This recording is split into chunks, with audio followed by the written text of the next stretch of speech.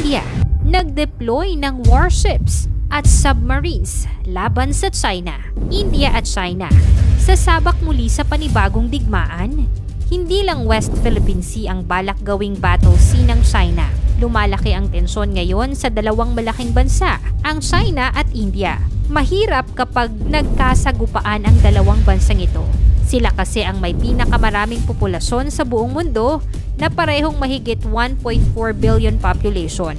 Sila rin ang may pinakamaraming active military. Ang China ay nasa 2.1 million active military, samantalang ang India ay nasa 1.4 million active military. At parehong may mga nuclear weapons na pinagmamalaki. At kapag uminit pa ang tensyon sa dalawang malaking bansa, ay posibleng magkaroon ng nuclear war. At maging ang mga nakapaligid at mga kaalyadong bansa ay madadamay. Ano ba ang kanilang pinag-aawayan? Kaya kahit sa military ay nagpapalakasan.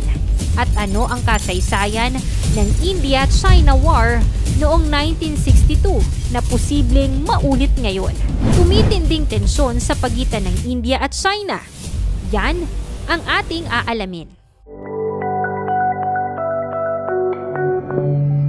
Handa ang India sa digmaan laban sa Chinese Army, mapadagat o lupa man. Ayon sa kanila, ang pakikipag-ugnayan ng China sa Maldives sa isang plano upang tirahin sila sa likod bilang isang kalaban sa teritoryo noon pa mang 1962. Matagal na ring mahidwaan ang dalawang bansang ito. Hindi lamang sa mga teritoryo sa West Philippine Sea, may tensyon at ginigipit ang Pilipinas. Maging ang India ay nakararanas din ng paninindak at panghaharas mula China. Pero ibahin mo ang India at talaga namang pumapalag at kina-counter ang bawat aksyon ng China. Sa bawat pag-aaligid ng barko ng China sa bahagi ng teritoryo ng India ay nagde-deploy din sila upang ipakita na malakas sila at kaya nilang ipagtanggol ang soberanya. Ano ang dahilan ng away ng India at China? Saan pa ba mahilig ang China? Siyempre, sa pakikipag-agawan sa teritoryo. Matagal nang pinagtatalunan ng India at China ang dalawang border nila. Pinag-aawayan nila ang lugar ng Arunachal Pradesh, isang lugar kung saan matatagpuan sa hilagang silangan ng India. Pareho nilang pinagpipilitan na kanila ang teritoryo at ang pangalawang teritoryo na inaangkin ay ang Aksai Chin, isang rehiyon na nasa kanluran ng Tibet. Noong 2023, naglabas ng mapa ang China na nagpapakita na bahagi daw ng teritoryo ng China ang Arunachal Pradesh at Aksai Chin at ito daw ay kasama sa kanilang ancient Chinese Empire. Nagalit ang India sa pag-angking ito ng China sa kanilang teritoryo. Ngayong 2024, hindi pa rin humuhupa ang tensyon sa dalawang bansa. Ayon sa balita na ang India ay magpapadala ng 10,000 na mga sundalo sa border ng China at India. Ginawa ito ng India upang anuman ang mangyari ay handa silang rumisponde sa posibleng pag-atake na magmumula sa kalupaan, karagatan at himpapawid. Ide-deploy din kasama ng mga sundalo ang dedicated artillery at air support. Kaya naman talaga seryoso na ang India sa paghahanda sakaling sugurin sila ng China. Hindi naman ikinatuwa ng China ang naging kilos na ito ng India. Nagreklamo sila sa dami ng mga sundalong India na pinadala sa border. Ganoon pa man, marami ding Chinese soldiers ang nakaposesyon sa borders. Ang dalawang bansa ay merong mga military aircraft, tangke at missiles na napakalapit sa lokasyon na pinag-aagawan ng dalawang bansa. Kaya naman marami ang nangangamba na baka mauwi sa all-out war ang tensyon sa border.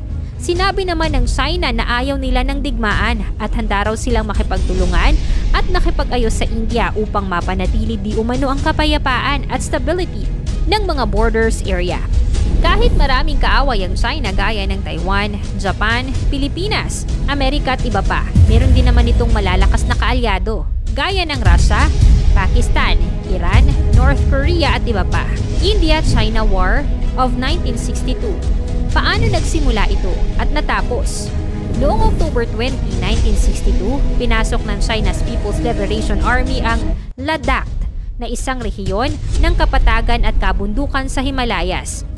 Pati na ang McMahon Line na naghihiwalay sa mga estado ng Arunachal Pradesh at Assam ng India mula sa Tibet na dating bahagi ng China. Ang Ladakh at McMahon Line ay parehong sa India ayon sa Simla Agreement ng 1914. Ngunit ito ay balak muling angkinin ng China. Sa simula ng digmaan, panatag ang India na hindi aatake ang China at magpapatrol lamang sa mga rehiyon nito. Nagpadala sila ng 2 troop divisions habang nakaposisyon naman ang 3 tropa ng China. Ngunit mautak ang China. Pinutol nila ang linya ng telepono ng Indian defenders at sinindihan ang isang malumpong o damo na nagpalito sa mga Indiano. Higit sa 400 sundalo ng China ang umatake habang natutulog ang mga sundalo ng India. Gamit ang mortars at machine guns, nagpalitan 2 panig. Mahigit 2,000 sundalong Indian ang nasawi, habang mahigit sa 700 sundalong Chinese ang namatay. Ang digmaan na ito ay nagdulot ng malaking pinsala at pagkalugmok sa parehong panig. Ngunit napanatili ng China ang kontrol sa Aksai Chin, sa Ladakh na isang malaking pagkapanalo. Napasakamay pa rin ng India ang Arunachal Pradesh sa McMahon Line. Ngunit nag-iwan ito ng pinsala sa relasyon ng dalawang bansa hanggang sa mga sumunod na taon. Nanalo man sa digmaan ang China, pero sa nangyari ngayon ay hindi pa rin matatapos ang tensyon sa agawan sa borders area.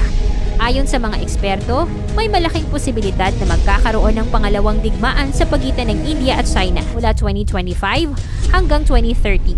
Ipinapakita ng mga pag-aaral na ang mga teritorial na alitan sa rehiyon ay patuloy na nagpapalakas ng posibilidad ng digmaan.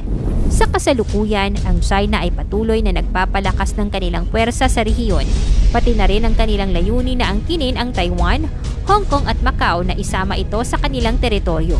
Susunod dito ang ambisyon nila na maangkin din ang Himalaya sa India, Nepal at ang Bhutan. Walang TikTok at banned ang pangunahing produkto ng China sa India.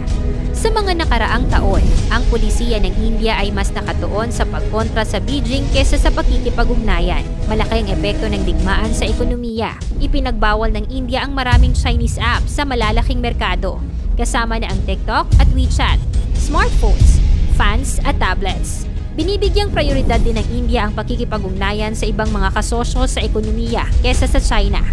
Ang tensyon sa pagitan ng India at China ay maaaring magdulot ng pagbabago sa mga ruta ng kalakalan, lalo na kung ang dalawang bansa ay magtatayo ng mga hadlang o control sa mga maritime routes o magtaas ng militarisasyon sa karagatan. Ang mga bansang hindi direktang kasali sa digmaan tulad ng Estados Unidos, Japan at mga bansang miyembro ng EU ay maaaring magpasya na magtamo ng mga aktibong papel sa Indian Ocean upang mapanatili ang kalakalan at seguridad. Sa harap ng mga hamon, tinitiyak ng India ang kanilang kakayahan na ipagtanggol ang kanilang teritoryo. Mas pinapaigting nila ang lakas ng kanilang sandatahan, pati na ang ugnayan sa ibang mga bansa tulad ng Estados Unidos upang mapalakas ang kanilang posisyon sa rehiyon sa kabila ng pagtatraidor ng China at kasakiman nito sa mga teritoryo. Bakit nga ba patuloy na kumukuha ng mga teritoryo ang China sa kanilang kalapit na mga bansa? Kanila ba talaga yon? O ipinapakita lamang nila na sila ay superpower country? Ikomento mo naman ito sa ibaba. Paki-like ang ating video, i-share mo na rin sa iba. Salamat at God bless!